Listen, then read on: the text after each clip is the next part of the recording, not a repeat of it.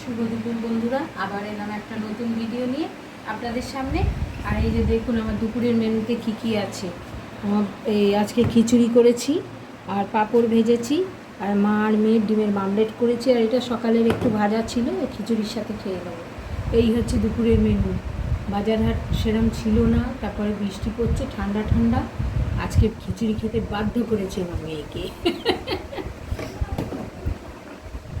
তো আমি একটু বেরিয়েও ছিলাম, দেরি হয়ে গেছে, 2:30 বেজে গেছে, আসতে দেরি হলো। এসে চান টান করে পুজো করতে একটু সময় গেল।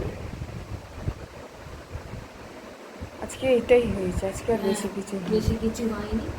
বেশি কিছু কি, খিচুড়ির সাথে কত কি লাগে। হ্যাঁ, লাবড়া হলে ভালো হতো, কিন্তু আমার আনাজ লাবড়া, চাটনি, বেগুনি অনেক কিছুই হতো, কিন্তু আমি কিছু করতে পারিনি। বাজারও নেই, তারপরে আমি বেরোবো বলে আরও তাড়াতাড়ি করে রান্না করে বেরিয়ে গেছি। এসে তো দুটো খেতে হবে। হ্যাঁ, আবার কালকে থেকে লাগবে। ফুল দমে লেগে যাবে।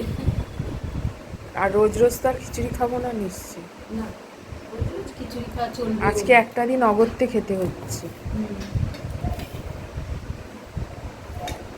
আমি এমনি ঘরের চাল দিয়েই করেছি, একটু মসুর ডাল দিয়ে আর ছোলার ডাল দিয়েছি, দিয়ে আর করেছি। ছোলার ডালটা মানে মুখে লাগে, বেশ ভালো লাগে খেতে।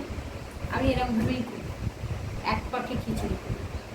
এক পাখি মানে চাল ডাল সব ধুয়ে রেখে দিলাম, আর তারপরে ওই মশলাটা কষে তারপরে ওর ভেতরে চালটা দিয়ে, চাল ডালটা একটু ভাজা ভাজা মতো করে তারপরে জল দিই, ওর ভেতরে নুন মিষ্টি সব দিয়ে দিলাম।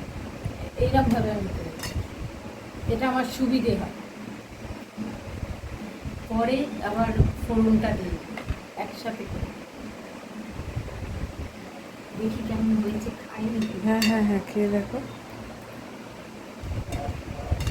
দারুণ হয়েছে। হ্যাঁ, ঘিয়ের গন্ধ বেরোচ্ছে, দিয়ে দিয়েছি। তোমার তো খিচুড়ি ভালো লাগে, সে যেরকমই হোক।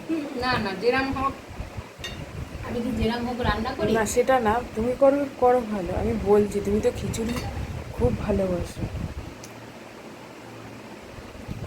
খাটুনি কম, পেট ভর্তি খাবার, আর অসুবিধে কি। সেটাই তো বড় সুবিধে। হ্যাঁ, পাঁপড় ভাজাটা নাও, ওইখানে ভাজা আছে, একটু নাও, মামলেট নাও। এটা আমার, আমি মুড়ে খাই, আরও এরকমভাবে খায়।